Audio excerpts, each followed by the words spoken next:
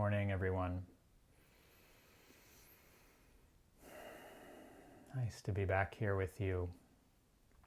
I was just sitting earlier this morning and reflecting a little bit on just how unusual this this situation is, and feeling a mix of both some sadness and longing to be in the same space together as all of you who are here listening, so we could see each other and feel what it's like to be in the room. But then also feeling a certain kind of sweetness and appreciation for not only the opportunity to share and connect, but also there's this, for me, we're each home, I'm assuming, and so there's something sweet about kind of inviting you into my home. This is, as I've said, this is my office and practice space here in Richmond, and this scroll you see behind me was given to me by my partner's family. She's half Chinese, and her dad was a monk in Thailand and became an art collector. So that was a gift to me. And you can't see, but over here to my right is my altar. Maybe tomorrow I can set it up so you can see my altar with some pictures of my teachers and a Buddha shrine. So it's just quite lovely for me to teach from here and feel like, even though we're at a distance, that I'm inviting you all into my home here. So that has nothing to do with the talk today. It's just in my heart, so I wanted to share it. So today I wanted to build on what I shared last week. And last week I spoke about patience, Kanti Parami, this quality of endurance, kind of sustaining, soft, open, flexible spaciousness in the heart, and the kind of crucible that patience creates for the practice. One of these 10 paramis, these 10 qualities that support us in our life and on the path. And I referred last week to the quality of resolve or determination and how these two work together. So today I would like to explore in more depth this quality of resolve, and specifically how it supports us in both our day-to-day life and the kind of embodiment and expression of this path, as well as in the formal practice. So the word for resolve, the word we translate as resolve in Pali, is aditana. So translated as resolve, determination, sometimes strong determination, a kind of sustaining power in the mind and the heart. The etymology of the word is instructive. So adi literally means higher or fuller or further. So you get that sense of something that takes you to the next step, that's full, that's complete. And tana, it's that retroflex T, tana means something to stand on, a foundation. It's the same word that we find in the Satipatthana Sutta. The root ta literally means to stand. So you get the sense of a foundation, something you can stand upon, a complete and firm establishment. So there's a sense of support, a basis inside the heart that comes from being able to make a resolve and stick with it. There's something steady and strong there. Other words in English that kind of fill out the meaning of this sense of resolve, aditana, is commitment, like a firm and solid commitment, or follow through, reliability. It has all of those nuances to it. Now, this quality of aditana, of resolve, commitment, a firm establishment, what's so powerful about it is it's kind of like the engine for the furthering development and completion of all of the other paramis. Right, so we look at the 10 paramis. It begins with dana, sila, nekama, generosity, ethical living, kind of sensitivity of the heart, and renunciation, simplicity. We can practice those. We start to see the value of them in our lives. Feels good to give. We don't want to cause harm. There's a certain kind of spaciousness, a lightness and openness that comes from practicing letting go, relinquishment, living with simplicity. And then we come to our edges, right? It's like, well, I don't really want to give that. I've given enough. Or, we see the way the mind with ethics will not perhaps make gross transgressions, but maybe we cut corners here and there. It's, it's not going, no one will notice. Or so what helps us to kind of cross that threshold of where we're comfortable, what we can cultivate within our normal range is adhitthana. Adhitthana with patience, the firm resolve to stay with it and really develop something, and then the patience to bear with everything that entails. So when we consider the aim, the goal, the promise of the Buddhist path and of contemplative practice in general, we're not talking about self-help. Right? We're not talking about being a little bit more comfortable in life. We're not talking about tidying up our personality so that, we feel a little bit better about ourselves or we're more likable to others. We're talking about a very profound transformation at the base of the heart and the mind, a complete kind of revolution of our orientation to being alive, to ourselves, to others, to the world. For that kind of transformation, for that kind of deep and radical liberation, it takes some work. Anything worthwhile in life takes energy and determination and effort. So we live in a very unique time, not specifically speaking about the pandemic, but more the modern era, where for really the first time in human history, we have access to so much teaching and information and culture. The closest thing that came to it was probably the Library of Alexandria in Egypt, which had collected so much knowledge and information from different parts of the ancient world. And today, you can learn about anything and everything like that on the internet, and have access to spiritual teachings and texts that were hidden, in small nooks of the world. So one of the challenges, or say dangers of this, is what we call the spiritual marketplace. It's like a buffet, take a little bit of Sufism over here, and I'll, explore the Gnostics some, and Kabbalah sounds interesting. I'll explore the Sefirot and do a little, chanting, and maybe dabble in some Buddhist meditation. I'll do some visualization. We kind of move from one thing to the next without ever really deepening the heart. So the Indian teacher S.N. Goenka really popularized Vipassana, and his retreats are still happening around the world. These 12-day Vipassana retreats are quite rigorous but powerful training. He uses a very wonderful analogy that I'm sure he drew from other teachers. He says, if you want to dig a well, if you want to get water, you can dig 10 wells 1 foot deep, and you're never going to get water. Or you can have the determination and the patience to dig one well 10 feet deep until you get water. And so this is the power of the quality of adhitthana, is that when things get hard or uncomfortable, we don't just move on to something else. We stay with it.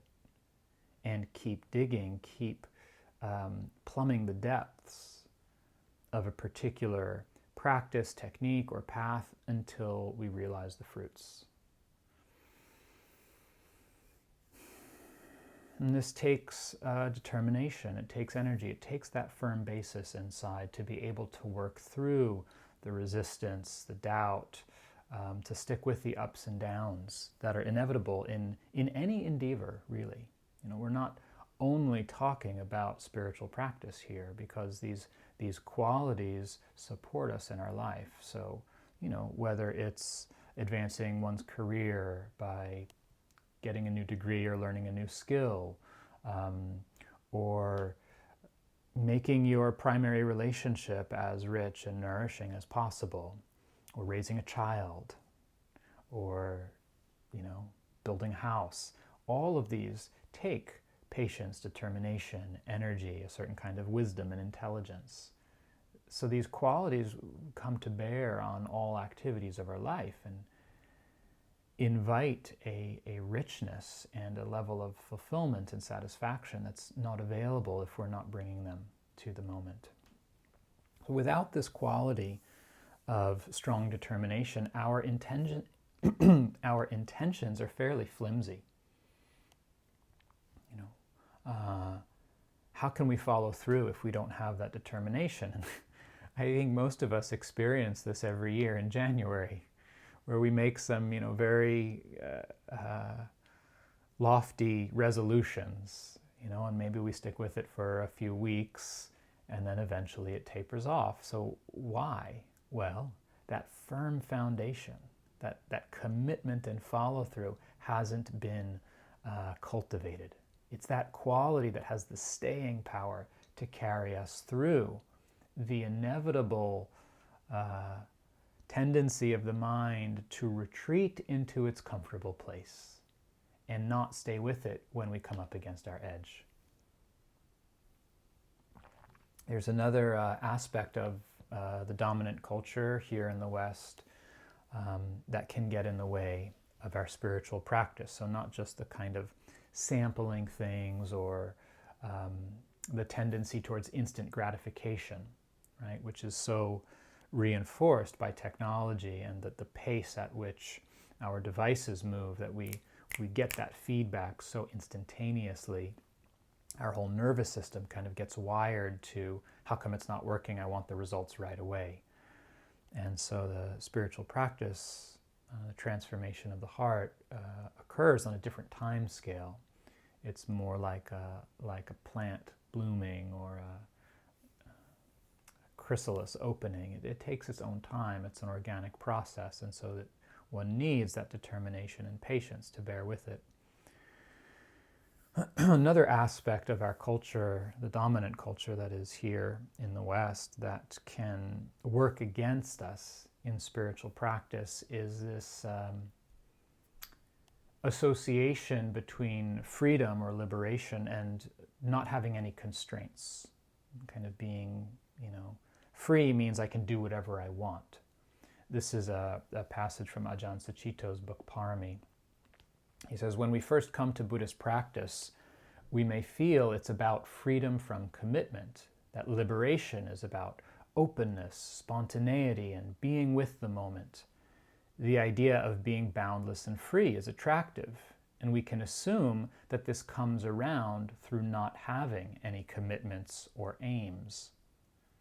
Sounds familiar, right? That ethos that we see in dominant Western culture. Of course, there's some limitations inherent in that view, that orientation, right? If we're always just following our desire, I'm just going to do what I want, in some way it means we're still bound to the impulses and whims of our mind, right? Because what happens when we can't follow our desire or whim and be free because of other constraints?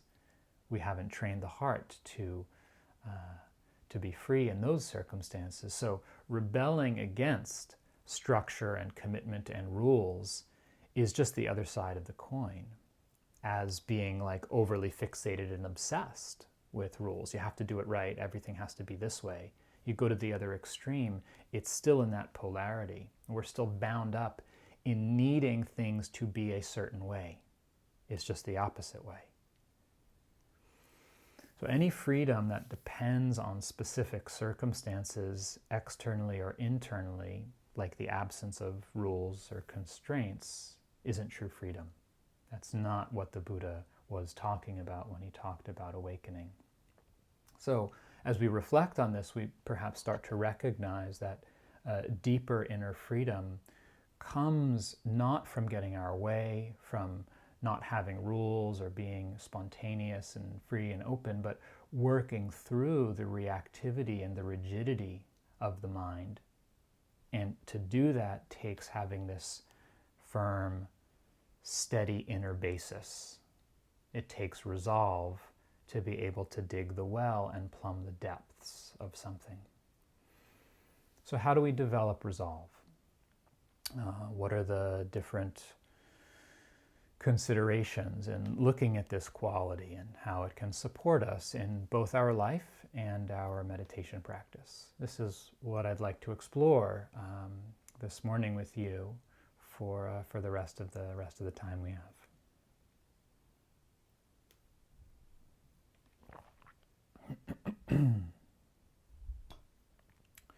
So the first and perhaps most important factor to consider that supports our development of resolve is wisdom, panya in the Pali, sometimes translated as discernment, that capacity to understand what's helpful from what's not helpful, what leads in the direction of our own welfare, others' welfare and peace, and what goes in the other direction. So we need some wisdom and discernment to choose helpful resolutions. Like, what do I commit myself to? What's actually worth following through on to train the heart? If we don't choose our commitments wisely, we can end up with putting a lot of energy into something that's not useful, or feeling resentful, or ending up just giving up and feeling apathetic.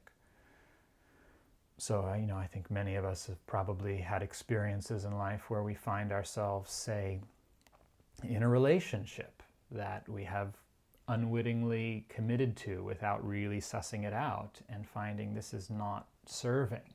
And it can be very difficult to extract ourselves from that, or perhaps in a smaller way, doing a task that we agreed to, but which we really didn't want to do and don't see the value of. And so it takes that initial sense of being able to assess the situation and say, what's worthwhile here, in order to have a firm resolve that is furthering, that is helpful in our lives.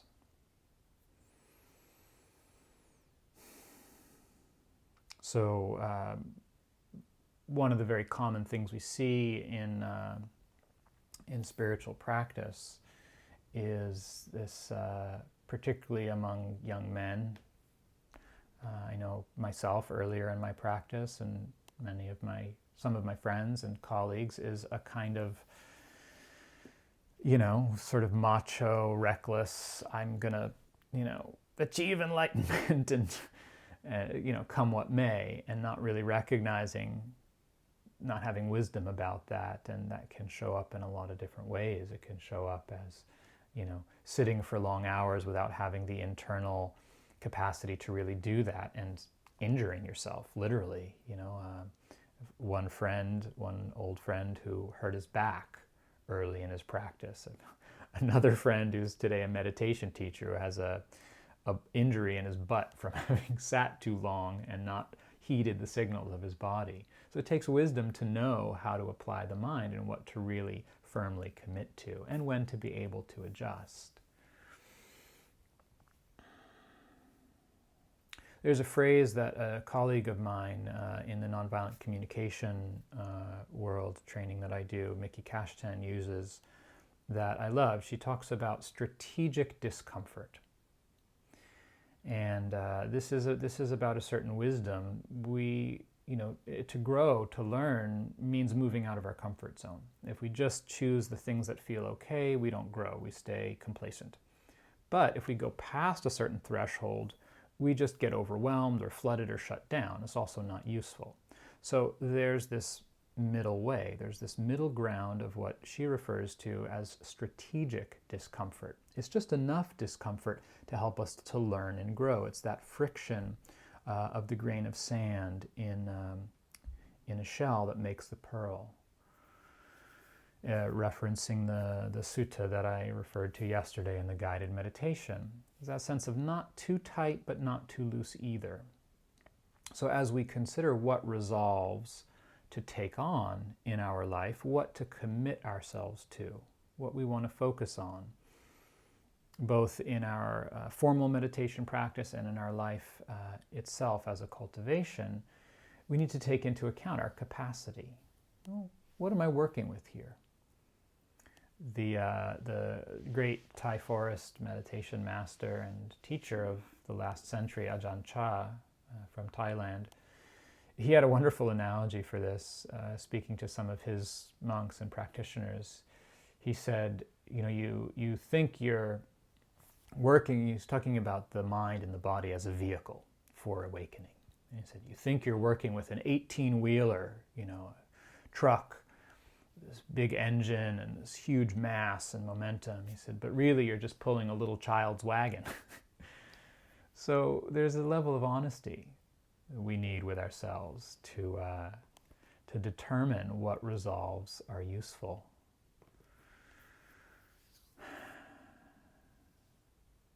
So some questions we can ask ourselves in this way. What will help me strengthen my mind? What will help deepen or open my heart? We started this retreat earlier in the month talking about the right tone of practice and the tone of being a good friend to oneself. And so we can use that tone, we can draw on that to access the wisdom that helps us choose our resolves wisely. So, if it were a friend talking to you, what would they say your good qualities are that you could deepen? What would a friend point out and say, this is something I really appreciate about you? So we find those good qualities and we say, let's build on that. Let's really take that to the highest level. Or the inverse. What would a friend point out to you? What would a friend say, Oren, I love you dearly. And, sometimes you get a little too focused on getting the job done and you lose connection. This is feedback I've gotten more times than I care to admit, is that when I get really focused on a task, I sometimes lose the human heart relational aspect, and I can value efficiency and getting the job done over the human connection. And it's quite painful for me to see that, and quite humbling to see how deeply rooted that pattern is, because it causes harm. I've even lost a friend because of it, where some unconscious male privilege was playing out and landed as very sexist in my desire to get something done. And it was so painful for this friend and colleague that she said, I really don't want to have anything to do with you. So what would a friend reflect back to us and say, hey, this pattern, you could work on this? Or another way to turn it around is think about some patterns that you have, and if you saw that in a friend, you would want them to be aware of it. So we support each other as friends in this way by pointing out lovingly the things that are covering our beauty, the beauty of the heart, that we say, if you paid a little more attention to this, that would be for your welfare. So this can help us choose what qualities to be strengthened, what patterns to work out. How do we let ourselves down in life? This is a great area to develop some resolve. For example, a very common one, I could be a little kinder to myself. Well, maybe very often I hear from students that, so cruel, and I know for myself, before doing all of this practice, the mind was so harsh inwardly. And I've really seen that shift. It's very possible to shift that harshness and cruelty inside. It's a very worthwhile effort to make. something worth committing yourself to and making a resolve. So as we make a resolve, some of the energies that we're working with, we're looking at the kind of the tendency for the mind to work in polar opposites. So on the one hand, we vacillate, we get ambiguous. Well, maybe I'll do it, I'm not sure, it's kind of. Or we flip over to the other side of this kind of very tight, forceful pushing and pressure. So we're looking for that firmness and clarity that steps outside of that whole polarity.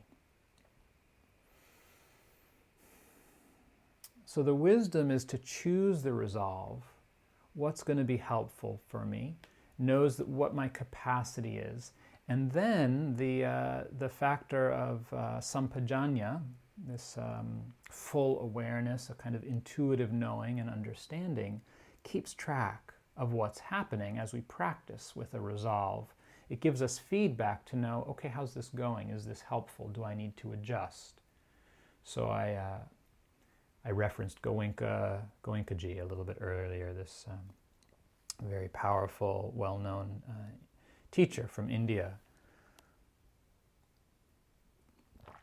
Earlier in my practice, I sat a number of retreats in his tradition, and he has these, they're called aditana sits, sit of strong determination for a whole hour. You're not supposed to move. You make a firm resolve to not move at all during this sitting. And the first sitting of the day in his retreats is a 2-hour sitting, and I would take on the firm resolve for 2 hours to not move. So, I was, 24 years old, maybe 23 years old, and so the body could take it. But what was learned? Not much. What was reinforced was just a kind of rigidity, just to prove something, right, that I could do it. There wasn't any wisdom involved. It was just sheer willpower. And this is only helpful to a certain point. Fortunately, I didn't injure myself. So, for example, a resolve we might take on, we want to sit for a little bit longer. So instead of I'm going to sit for 90 minutes, well, let's try sitting for 10 minutes more. And then you increase it slowly, incrementally, 1 week at a time. So we determine a resolve. We figure out, we get a sense this is going to be helpful. How do we then make the resolve? So first thing that's important is to make it really specific. So like, I want to be kinder to myself. That's very general. But what are we actually doing? What are we committing to do? So you might say, well, every time I notice that harsh voice inside, I'm going to pause. I'm going to take a deep breath. And then I'm going to do this instead. Maybe I'll say a couple of metta phrases, or I'll connect with my own goodness. I'll reflect on someone I've helped as a way of balancing things, or I'm going to relate to that voice in a particular way with empathy or firmness. So making it really, really clear and specific what it is you're going to do. So it's not just a general, vague kind of thing, I want to cultivate this quality. It has to be practical. And then as you identify what that is you're going to commit to, say it to yourself, silently, out loud, and see how does the heart respond. Right? We can feel it when there's still that kind of wishy-washy vacillation. It's like setting your alarm in the morning, right? Yeah, I don't know about you, but I know there's a difference between setting my alarm and knowing I'm going to get up. Like, okay, I'm going to get up at, say, 6 or 6:30 tomorrow. And setting the alarm and being like, well, maybe I'll snooze a little bit. There's still that kind of shakiness inside. So keep coming back to it and saying it again and again until you feel something settle inside, until you can feel that firm, solid, and stable base. There's something in the heart that has made up its mind, that's committed. I'm going to do this. And then once you feel that stability, to the degree that it's accessible for you in the moment, concretize it. So make a physical gesture, write it down, get an object to represent it and put it someplace where you'll see it. Or really wonderful way to hold yourself accountable to a resolve is tell a friend, tell someone in your life and ask them to check in with you and hold you accountable. So this is how we come to that place of gathering our resources, choosing something wise to commit to, and then establishing it, marking that in the mind. Then the process of the aditana is one of following through.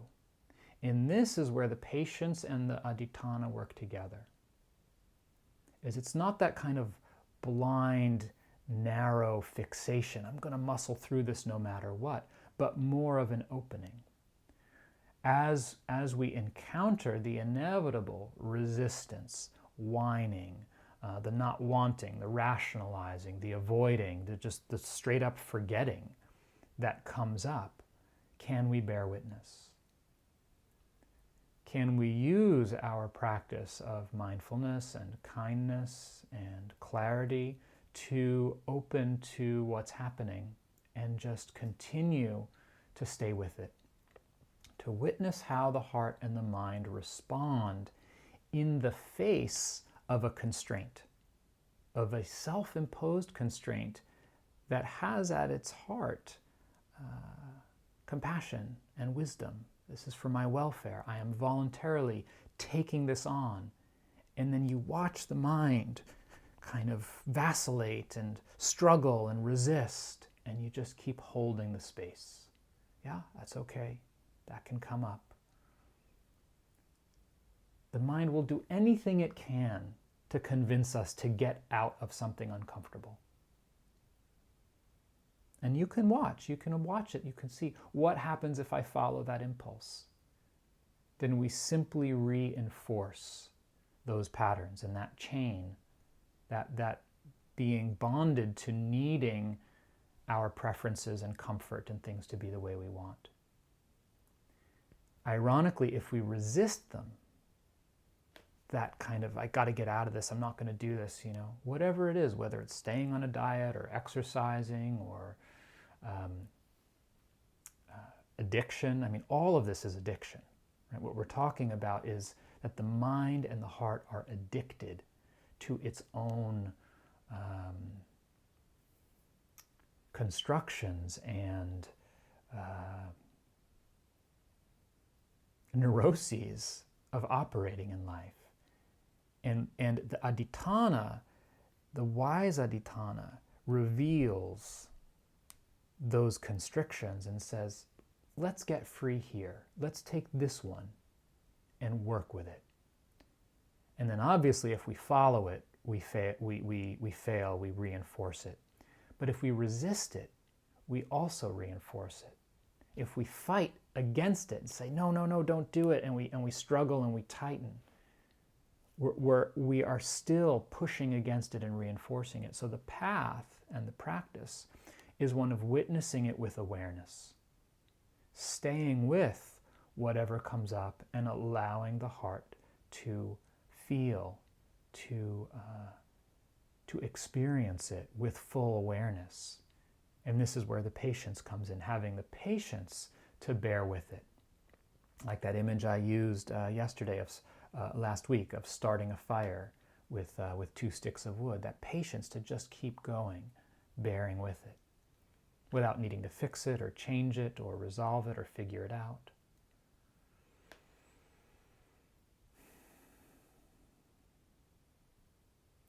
For me, I've had these experiences in my I'm not even going to say my practice, just in my life, because it doesn't only happen when I'm meditating formally, where I would get these terrible sensations, mostly in my legs, but sometimes throughout my body, of just this excruciating, like a tearing sensation in the large muscles of the legs and sometimes the arms, just unbearable.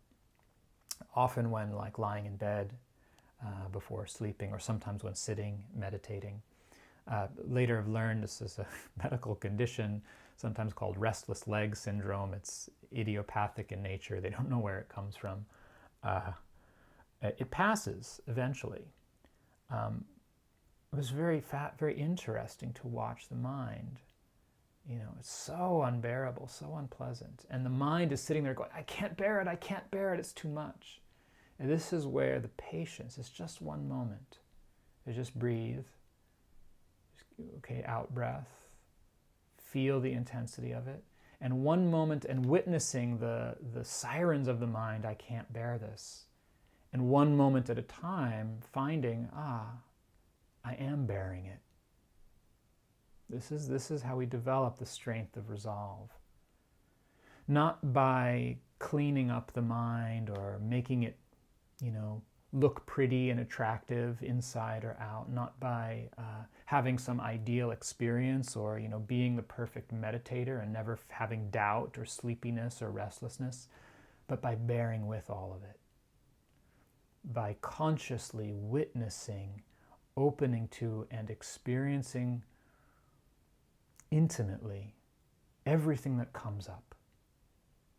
And what we find is that in the awareness that can witness, that can hold and know all of the changes, everything that's revealed, the mind discovers something more reliable and peaceful, not in the content of our experience, but in the awareness and the relationship. And then the heart realizes the nature of things, that they pass, that they're not personal, that they're not reliable, and sees the deception of resistance, that it promises freedom but only digs us deeper into our confines.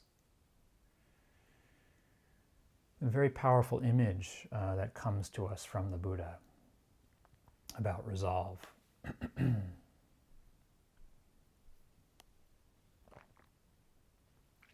After 6 years of ascetic practices, these tapas, phrase I used last week about patience, tapas, austerity, ascetic practice, extreme practices of mortifying the body, not eating, not sleeping.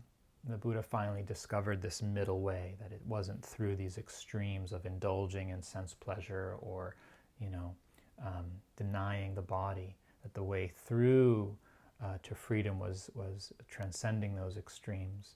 When he finally sat down to free his heart and mind, he made this resolve. He said, "Though skin, sinews, and bones wither away, though flesh and blood of my body might dry up, I shall not give up my efforts till I have attained whatever is attainable by heroic perseverance," adhitthana, energy and endeavor. And so he sat beneath the Bodhi tree along the banks of this river in what is now Bodh Gaya. And that night, as the texts and the legends go, he was beset by fear and doubt and desire, the kind of, it's called the host of Mara, all of the temptations and kind of darkness of the mind came to torment and tempt him. And at this crucial moment, the kind of one of the last ditch efforts of the kind of personification of these constrictions and torments of our heart and mind, Mara, the personification of those energies came and said, "Who do you think you are to awaken, to be sitting there seeking enlightenment?" Self-doubt. And the Buddha's response was to reach down with one hand and touch the earth. The earth is my witness, my right to be here, that I belong, that this is our birthright as human beings, and the strength of all of the practice he had done. And that determination is that moment of touching the earth, of calling on something deeper, something greater than the small sense of self to bear with what's happening.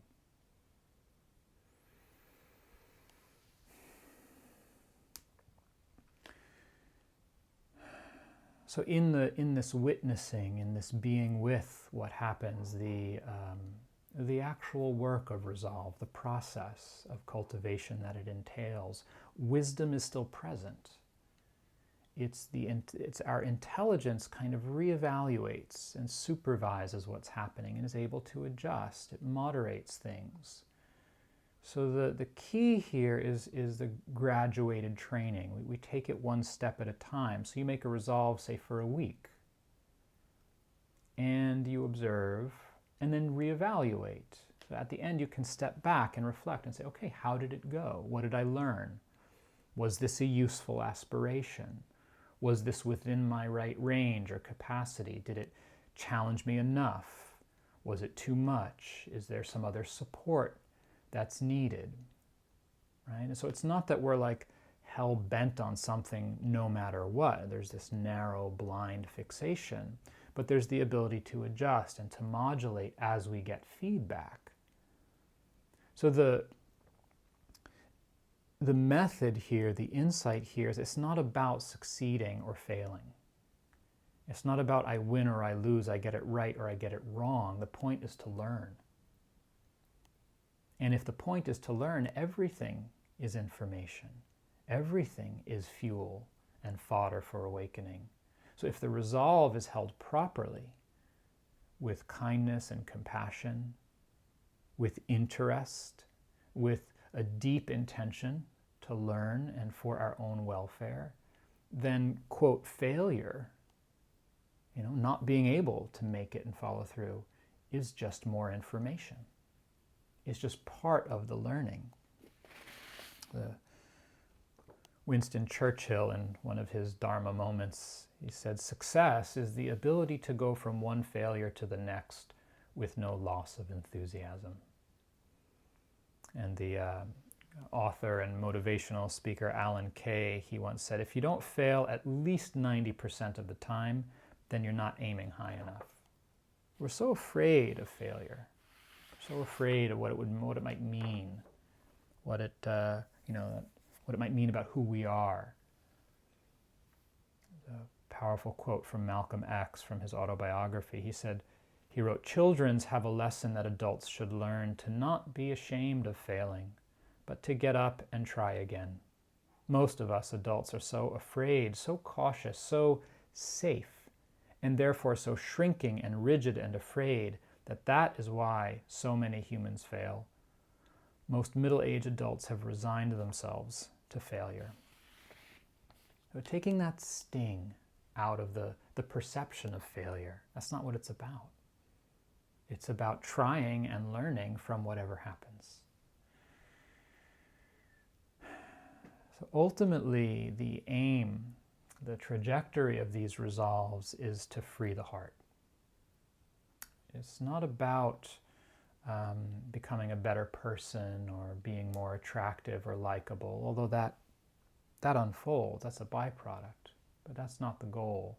So even though resolve, the sense of determining and committing to something, can begin with a sense of self and a kind of individual willfulness, if it's not held properly and directed by wise intention, it can lead to a kind of conceit, a sort of reinforcing of the sense of self. Either I'm so much better than others, and this kind of puffed up self-righteous feeling, or that the comparison goes in the other direction, and I'm such a failure, I'm worthless, I can't do anything.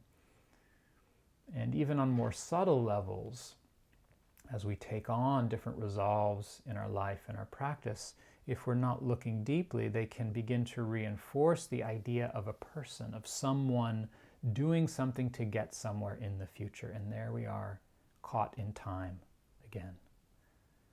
So it's important to come back to the foundation of wise intention and samasankappa, this path factor of our motivation, which is about kindness, about compassion. So this means that the resolves are rooted in a deep intention in knowing and commitment to our own welfare and the welfare of others. How do we reduce suffering in our life and the lives of others? and the motivation, the intention for relinquishment, for letting go. Ultimately, that this is in the service of letting go. So the Buddha talks about 4 grounds for resolve in meditation. The resolve on wisdom, which you've been talking about. This is the resolve. We use wisdom to assess what's helpful, what's not. And in our meditation practice, we use wisdom to determine, okay, what practice is helpful for me? What technique is useful in my training right now? And what particular meditation object? Is it the breath? Is it sound? Is it metta? What theme will further this heart and mind's growth and development? And then the wisdom to observe and track, how is this going? Is this leading towards more calm and understanding, letting go of the hindrances and stabilizing, steadying the heart? If not, what's needed to adjust? So the resolve on wisdom, the resolve on truth. This is a very equally powerful and profound resolve. What is the truth? What is true? At every level. One of my first teachers said, you wouldn't know the truth if it came up and bit you on the nose. Because I had so many ideas about what would happen and what I was looking for in my practice. What is the truth? The truth is I feel restless. My nose itches. There's doubt. Well, if that's what's happening in the moment, that's the truth in that moment. So the resolve on truth means initially being willing and able to meet the truth of our moment-to-moment experience. And then taking that commitment to the deepest level, having the strength of resolve to plumb the depths of what it is to be human, what it is to be alive, who we really are. So the resolve on wisdom, the resolve on truth, resolve on relinquishment, that the ultimate aim and goal is letting go, not getting something, becoming something, but releasing. And the resolve on calm, that we learn to steady and quiet the mind in order to see the truth clearly and let go.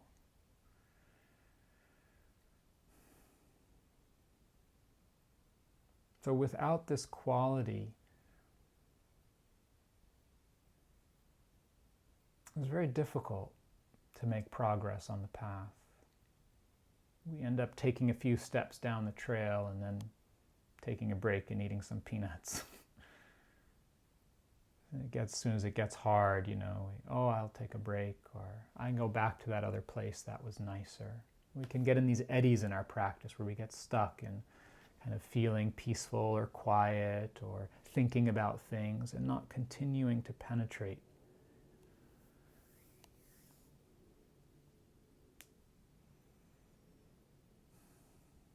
And the Buddha called patience the supreme austerity, the highest ascetic practice, kanti parami tapo titika. So the patience to bear with what's happening, supported by the resolve to stay with it, to free the heart, to go to the deepest level. It's not easy being human, walking this path. And particularly for all of us these days, it's calling on all of our resources to be with what's happening.